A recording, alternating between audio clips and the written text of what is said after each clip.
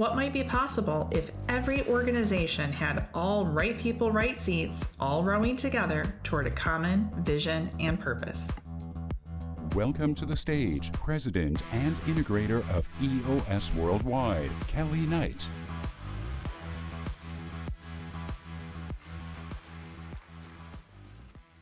Good morning.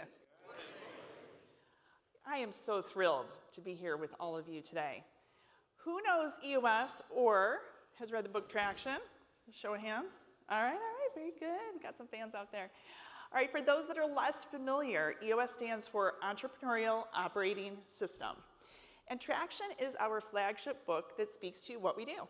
We help entrepreneurs get everything they want from their business using simple, practical tools. So I'm the integrator and president of EOS Worldwide, and it was nearly 10 years ago that I was brought in as part of the founder's succession plan. Gino Wickman, founder, creator of all things EOS, and his business partner, Don Tinney, were ready to sell the business. EOS had gotten big with big issues, and it needed a different kind of scaling and growing. In fact, Gino said, the second that we need an employee handbook, I'm out of here. Because he didn't want to have that 2 a.m. obsession of growing the business that way anymore. And that's actually what happened. And it was beautiful the way it played out. 9 months, all in, we hired an investment banker. We vetted about 12 different potential buyers. And we eventually got it across the finish line. And it was a great exit. It was successful. And Gino was able to get everything that he wanted from his business. While I can't say what the exit value was or the details, I can say it was very nice. But he was able to move on and to pursue other passions, exactly as we teach other companies running on EOS. Now, how was he able to do that? For 20 years, Gino obsessed about a lot of things, but central was his rigor and discipline around people. Defining the core values for the culture that he wanted, getting right people in the right seats, all human energy rowing in the same direction, relentlessly moving towards our core focus and our core target. Now, while Gino's journey was not simple or easy, mind you, okay, it was successful. And it could not have been possible without what we call RPRS, which stands for right people in the right seats. And I say this to you as a room full of CEPAs, because you are the value ambassadors, as Scott Snyder says. 50% of all intangible capitals are people-based, and it drives value acceleration. Now, research and case studies show that companies that get the people component right, having the right people in the right seats, they are the ones that have the X factor. That's something special, where you've got the core values, you've got the culture, people are living what we call the EOS life, which is doing what you love, with people you love, making a huge difference, being compensated appropriately with time to pursue other passions. These are the winning cultures where you have a lineup of people who can't wait to come work with you because of what you're building.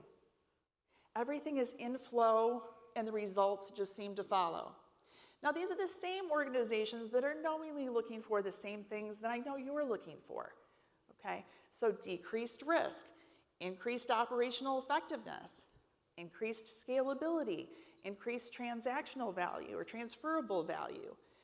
Ultimately, it's these organizations who have the right people in the right seats, RPRS, that see valuation multiples increase by 2x EBITDA compared to those that don't. Now, usually that gets people's attention, right? So ultimately, it's these organizations who have the right people in the right seats that see valuation multiples increase by 2x EBITDA compared to those that don't, okay?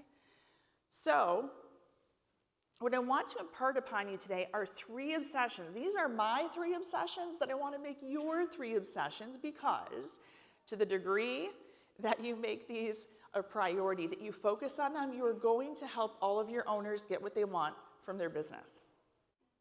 Obsession number 1, core values. Now, you've heard about core values before, but there's a lot of cynicism in the world around core values because a lot of people feel like they don't hold up to what they were designed to do. The goal is to define, from a cultural fit perspective, the attitudes and attributes that you want to see in your culture, emulated by everybody on your team in order to be a right fit.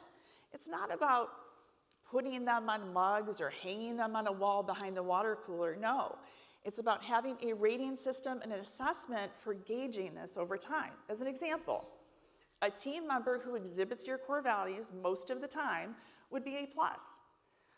Someone who does not exhibit core values consistently would be A-. Someone who sometimes does not exhibit core values, that's a +-.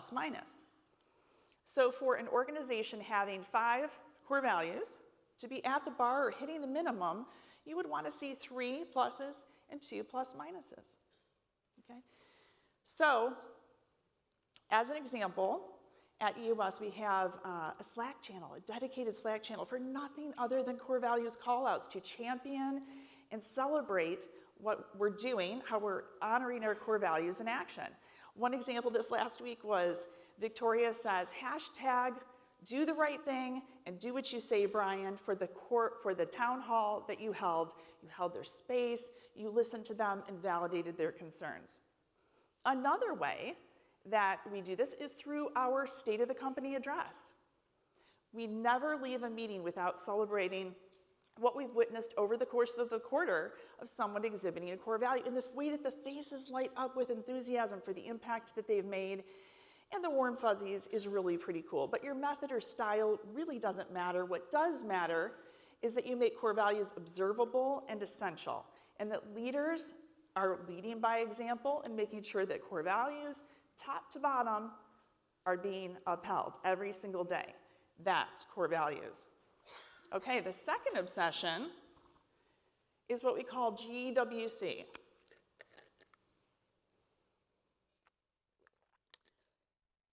And GWC is a very powerful EOS people tool, and it's used by leaders to assess if someone's the right fit for the seat. GWC stands for the get it, the want it, and the capacity. Get it is, does the person really understand the roles, responsibilities, and expectations? The want it, do they genuinely want the seat? And capacity is, does this person have the time, the skills, the emotional intelligence to do the job well? That's GWC. Now, why is it important? Why does GWC matter? Because it helps you avoid hiring and retention issues for people who simply are not the right fit. And that's where you lose energy in an organization, and we definitely don't want that. It also helps create clarity and accountability, and it allows us to, when we're forming our accountability charts, to know how to do that really well with right people in the right seats. Okay? So that is GWC. It's a great tool for coaching and mentoring and also making transition decisions. Now, when you put core values and GWC together, something really special happens. And that's when we have RPRS, which is right person in the right seat. This is the third obsession. Okay, to have all arrows pointing in the same direction in your organization, you must have 100% RPRS in every single seat. Right person is an adherence to the core values. Okay? And that's table stakes. Anyone who does not consistently exhibit your core values doesn't have a seat at the table. They gotta go. There is no seat for someone on the team that doesn't exhibit your core values, period. Right seat is answering yes to the 3 GWC questions. The only one that can be no for a period of time is capacity. But even that has an expiration, because you simply can't have someone on your team that doesn't have the capacity to do the role effectively. They won't be successful. If you've got a no and get it or want it, that's a deal killer. Okay, so a person who is RPRS, right person, right seat, they have the core values and the GWC, a winning combination. Now, there is one little caveat to this, and that's that people aren't static. They change, they learn, they grow, their want-its change, and we need to treat people as they are, ever-changing, dynamic beings. And so the way that we measure this is using a tool called the People Analyzer. By the way, at the very end, I'll be sharing with you how you can gain access to all of the tools that I'm talking about. But there's this tool called a People Analyzer, and this is where we're mapping out for each individual of your team their core values and their GWC. It can be done on paper, it can be done electronically, but here's the thing, I do it in my head every single day. I obsess about this because in the business, you're seeing things play themselves out. So say you have this rock star team member who's typically super consistent. Suddenly, they're not showing up to meetings on time, and they're not coming prepared. In the moment, I can be thinking, what is happening with this person? What might be going on? Has the want it changed? Maybe a core value has started to slip, and suddenly grow or die or do the right thing isn't there anymore. But it gives me the language for me, myself, as a leader to understand what's going on and to have that conversation with someone being real, raw, open, honest, vulnerable, building trust with the team. So 7 days ago, I set free a team member who no longer had the want it. And he didn't have the capacity either. Great core values fit, but without the GWC, they cannot be right person in the seat. And as hard as it is to deliver that news, and as hard as it is for him to hear it, do you want to know the thing that he told me last? He said, Kelly, I will never forget how you put the love into people, the culture, the way that you care. That will stick with me forever. Love endures. Love is the legacy. Love is what changes the world in ways that we will never fully understand. And so I want to tell you another story, because the people thing, it's not easy. There's one thing I know for sure about people and its impact within organizations is that it is so completely misunderstood, underrated, undervalued, seen as nice to have, soft. The truth is, there's nothing soft about it. So for 5 years after EOS Worldwide had been sold, I met with Gino Wickman once a month for what we called navigation meetings. Think of these as coaching or mentoring sessions where he's imparting his wisdom and his experience upon me so that I can run and grow and scale EOS Worldwide to its heights. Well, one day, I come in and I'm really frustrated. And I'm saying to him, my sales team, we're not hitting the recruiting numbers. We've got all kinds of people issues. We hit the ceiling, which is a term that means a person or a team or an organization is stuck and can't solve its problems. So, Gino's listening. And when I'm done telling my story, he leans into me and he says, Kelly, when are you going to see that you're the tough one? And what he really meant was that no one's going to save me from the really tough stuff. The responsibility. Nope, not my visionary business partner, not the sales leader. Nope, it's me. And so I had to learn to lean in and to step up and to enter the danger and solve these people issues for the greater good. Because if I didn't, I couldn't take EOS Worldwide to the place it deserved to be. And I wouldn't become the leader that I deserve to be too. So I have used this as fuel every single day as the reminder that I'm the one. Every company needs the one. I say this to you as CEPAs because guess what? You're the one. You're the navigator who is relentlessly helping your owners and your teams to navigate really difficult people decisions.